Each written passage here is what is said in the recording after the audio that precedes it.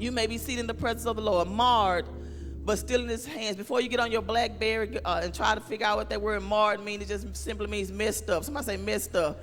Messed up, jacked up, twisted. But I'm still in his hand. Somebody say I'm still in his hand. Come on, I need somebody to be with me today because I don't want to just tell all my business. How many of you love the Lord with your whole heart? You saved, you sold out, you living for Jesus, you ain't tired yet.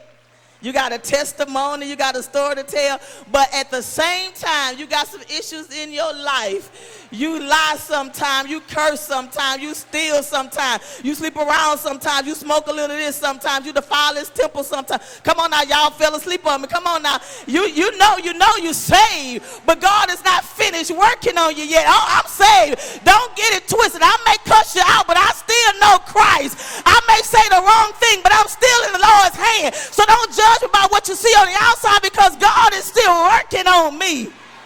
Somebody say, I'm marred, but I'm in the master's hand. I got a gambling problem, but I'm in the master's hand. I creep, but I'm in the master's.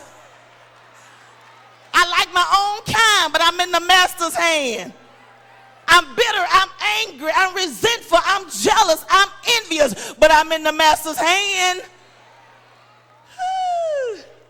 Thank God that he doesn't pluck us out of his hand when we do things that are unlike him. Thank God that he doesn't push us out of his hand when we go contrary to his word. Thank God that no matter what I do, no matter where I am, no matter how I'm thinking, I'm still in the master's hand. Oh, come on now. I remember as a young girl in church, we would see he's got the whole world in his hands. He's got my mama and my daddy in his hands. He's got my little bitty brother and sister in his, come on now. He's got the whole world in his hand.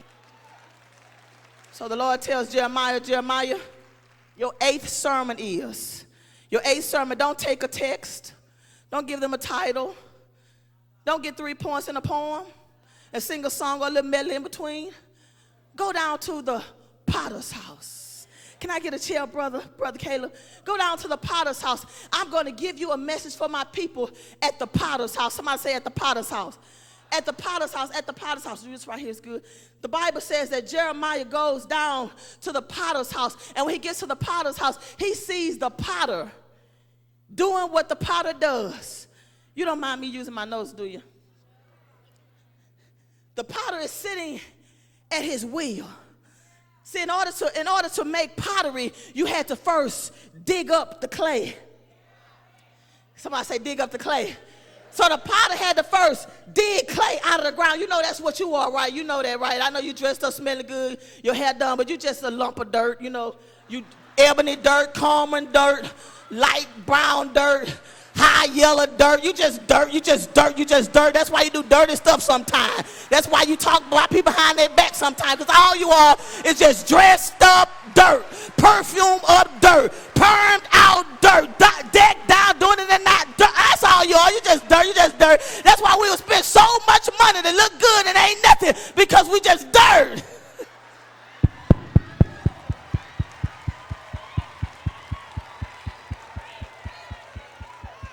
Bible, the process is that the potter had to first dig out from the ground some dirt, some clay. And what he would do is he would get the clay. Somebody say dig up. That's what the Lord did for us, dig up. He would take the clay, but then he would place the clay on this wheel. The potter had a seat, but then there was he had like a pedal at the bottom, like almost like a car, a pedal at the bottom that would control the speed and the pressure of the wheel. There was a wheel, and on top of the wheel was a smaller wheel where the potter would put the clay. So the potter was sitting in the seat, and every now and then you would see him press. You would see him press his foot, and every time he pressed his foot, the wheel would begin to move. And at the same time he was pressing his foot and the wheel was moving, he was using his hands to begin kneading the clay. Somebody say kneading. Somebody say kneading. At the same time he was pressing, he was kneading. The kneading to weave together. The same time he was pressing, he was using his hands to weave some stuff together. Somebody say together. In the kneading process, he separated stones out of the clay because the clay was taken from the ground. So during the kneading process, when we take the clay, he would begin to take the stones out of the clay and mix the clay with some water.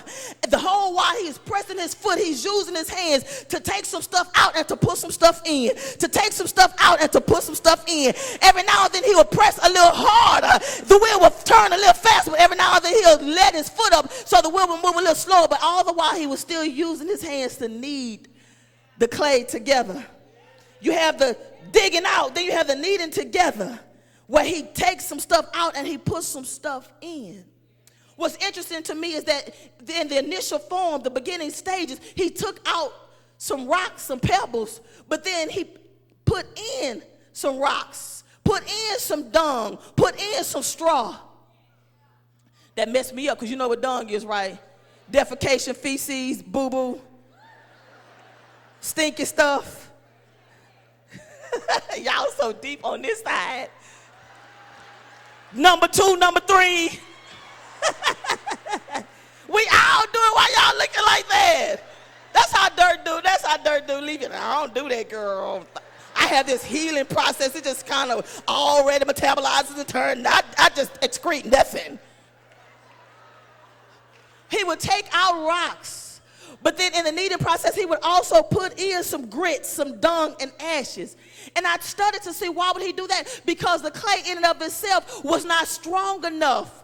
It was not formed enough to handle what it would need to be tougher. So he would take out the unnecessary rocks. Then he would put in some more grit and some dung.